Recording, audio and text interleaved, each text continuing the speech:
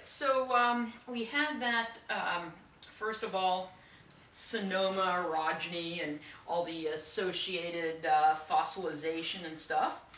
But in Western North America, mountain building continues.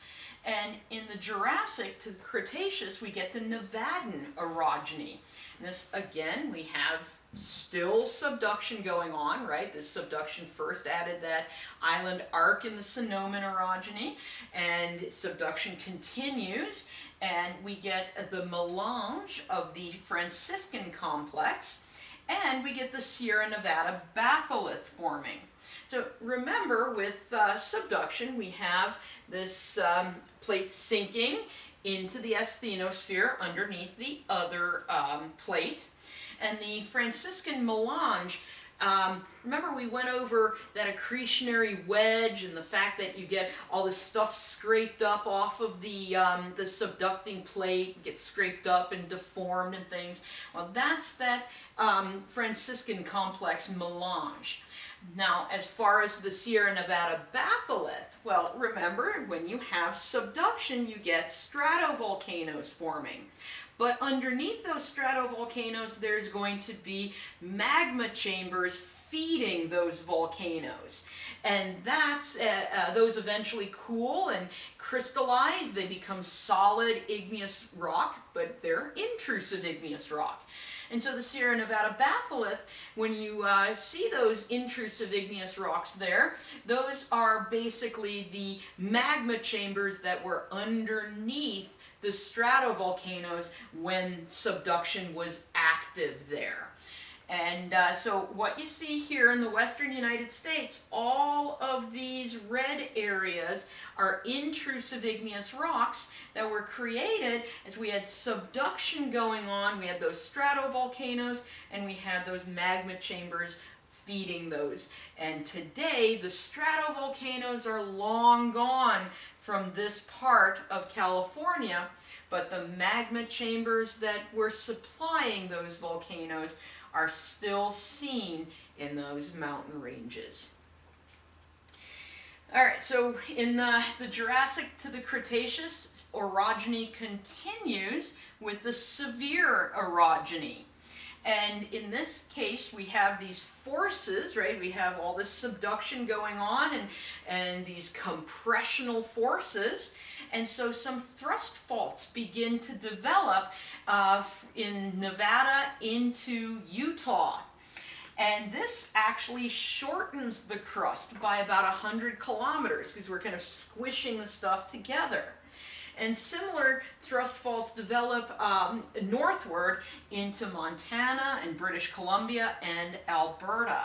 So that's really what we're seeing. We have this subduction going on here, right? And then we have that melting when that plate reaches 100 to 150 kilometers deep.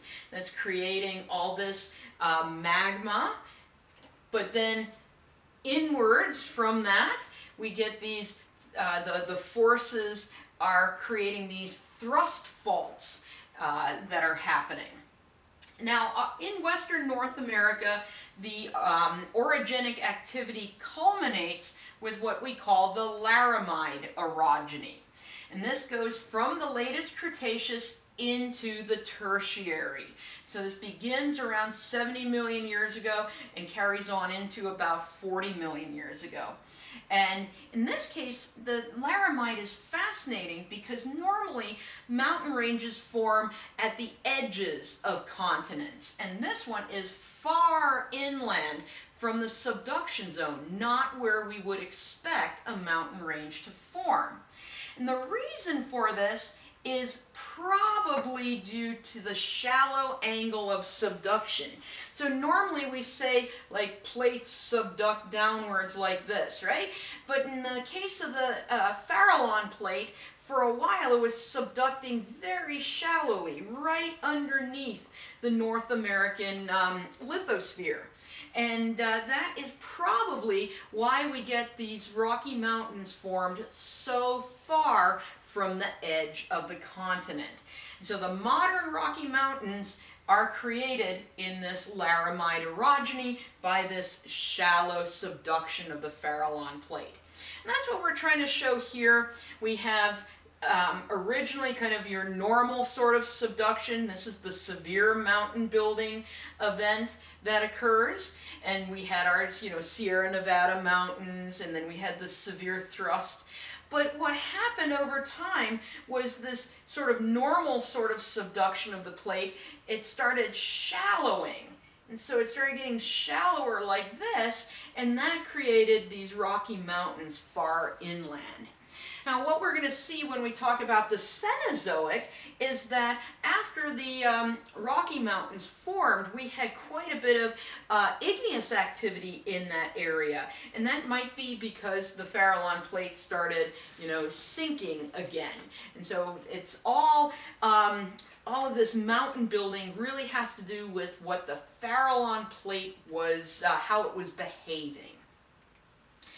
All right, so what we see here on this map, remember I talked about how all of those terrains, those exotic terrains, were brought to the edge of North America by this subduction, and each of these different colors corresponds to a different terrain that was brought to North America and thus made the continent grow through that orogeny, or that series of orogenies, I should say.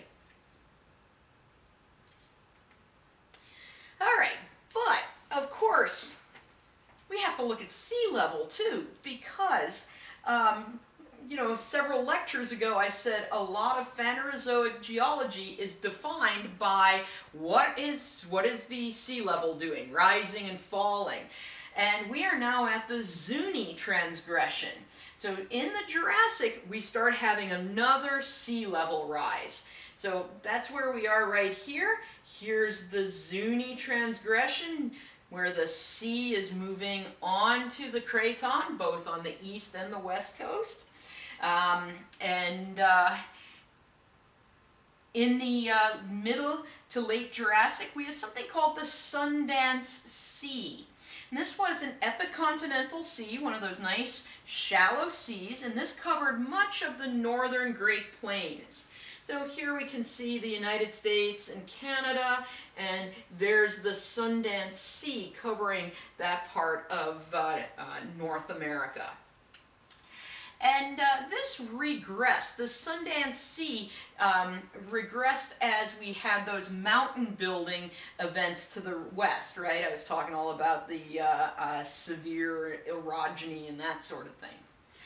Now, an important rock formation from this time period is something called the Morrison Formation. And this is one of these world-famous rock formations.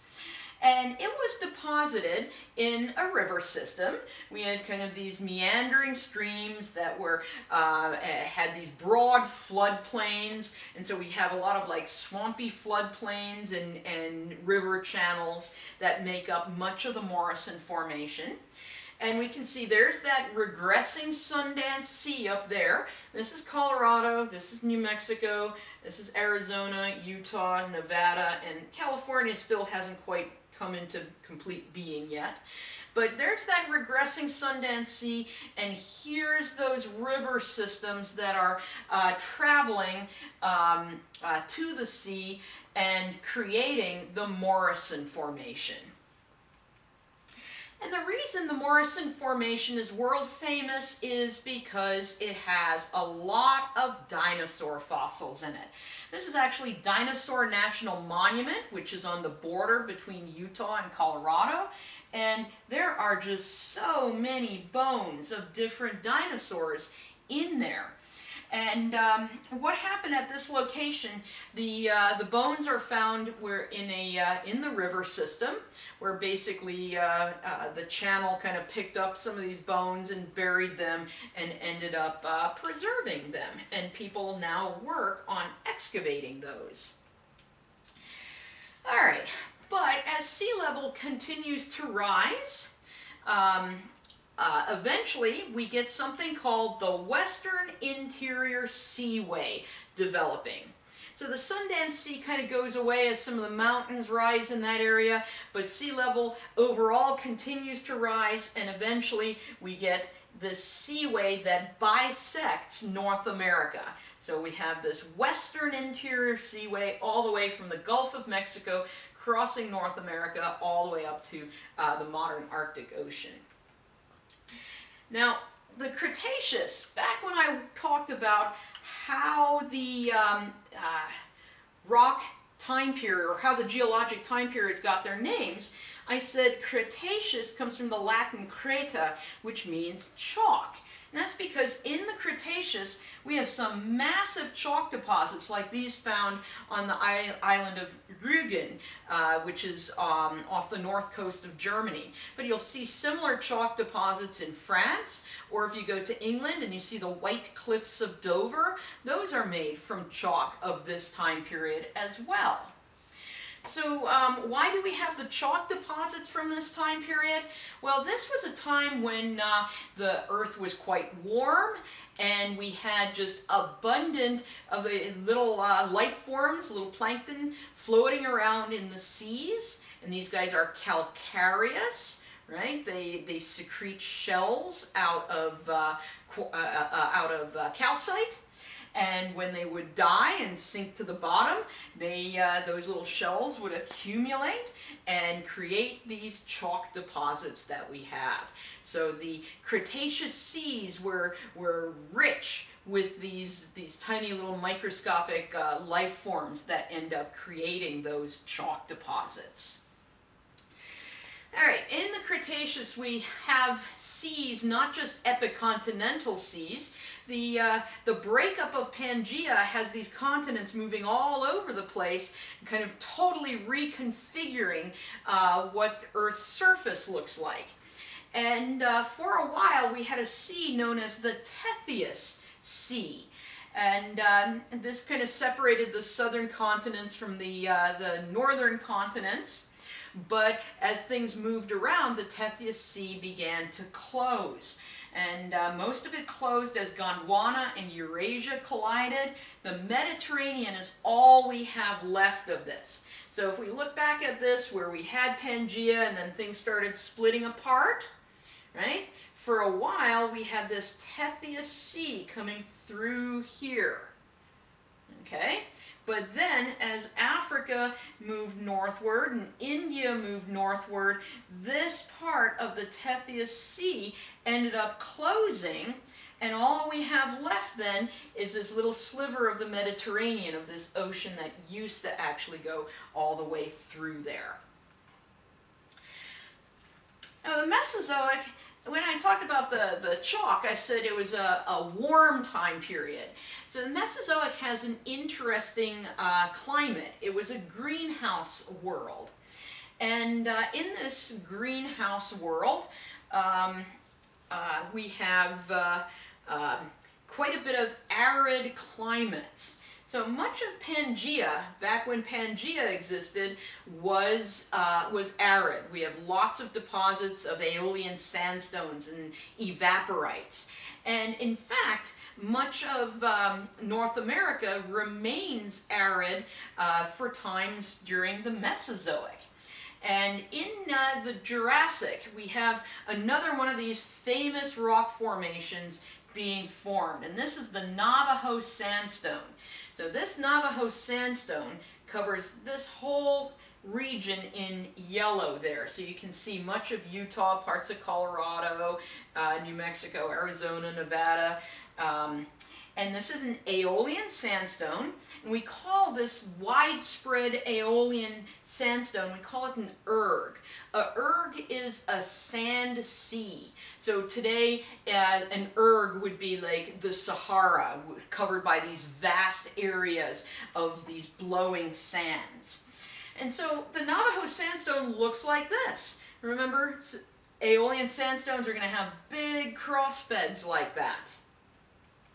And so you would have had this huge desert, even bigger than the modern Sahara, existing during part of the Jurassic in the western United States. Now, as I said, this was a greenhouse world. And this is the Phanerozoic global temperature. And when this line is higher, it's warmer. When it's lower, it's colder. So we can see here in the Cambrian and Ordovician it was quite warm. Then we had that ice age in the this short-lived ice age in the Ordovician, and things warmed up again. Then we have that ice age back in the Carboniferous into the Permian. Then things really warmed up, right? And they stayed quite warm, right? So if we look at today's temperature, it's right here, still down in this blue area. This is the Mesozoic, and notice all of that temperature is kind of in a greenhouse world. This is all in a very warm environment.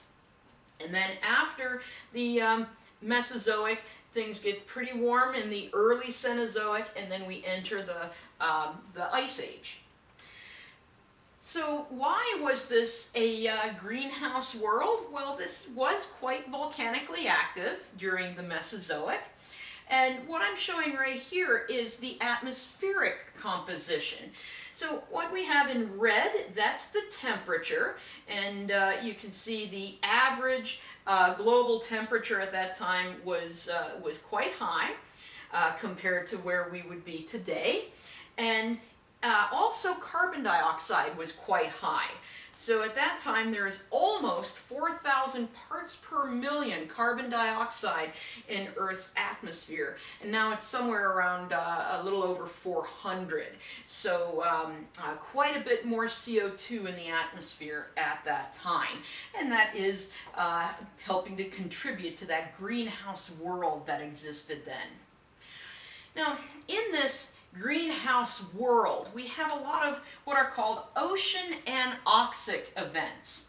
And these are times of low oxygen levels in the world's oceans. And we abbreviate these OAE. So if you're ever reading something about the world's oceans and you see that, it just means ocean anoxic event. And these are preserved in the rock record by abundant black shales from these time periods. Just remember, black shales mean there's a lot of organic material that doesn't decompose. Well, things don't decompose when we have low oxygen levels. And here's some of the black shales. This one happens to be down in Utah. That's part of the Mancos Shale.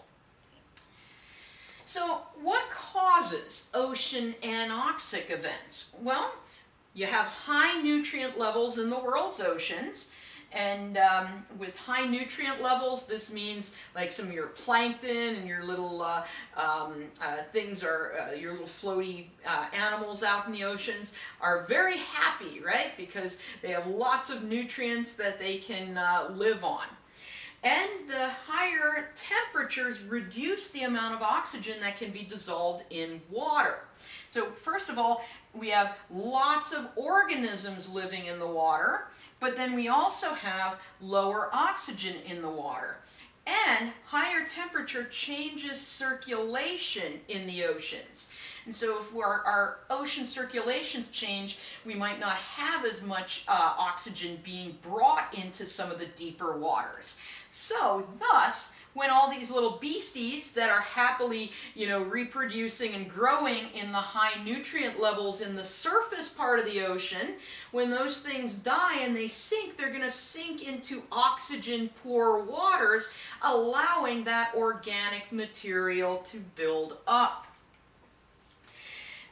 This, though, is important to us today because that organic material then built up, and this created many oil deposits around the world, because one of the things you need to create oil is organic matter. And so this organic matter accumulated during this point in time, during these anoxic events, but that led to the creation of oil deposits that we rely on today. All right, so let's see how things evolved with the plates, right? So we're starting the early Triassic. We've got Pangaea right here. And there we can see things starting to break apart. We're starting to get the part of the Atlantic there. Things have split apart more by the time we're in the late Cretaceous, right? Here's that Tethys Sea where everything's going to come up and close that down. And what about some of the paleo and geography simply of North America? Well, here we have the Appalachian Mountains, but we're also having some of the pull-apart activity in the Triassic. Out here we have the Sonoma orogeny creating some of the mountains there. If we go to the Jurassic, we again have the Appalachian Mountains still happily eroding away. The Atlantic Ocean is opening over there. Here we have mountains in this area, but we have, notice this says sandy and shaly and open seas. So here's our western interior seaway. And again, western interior seaway of marine sediments here, separating North America into two different land masses.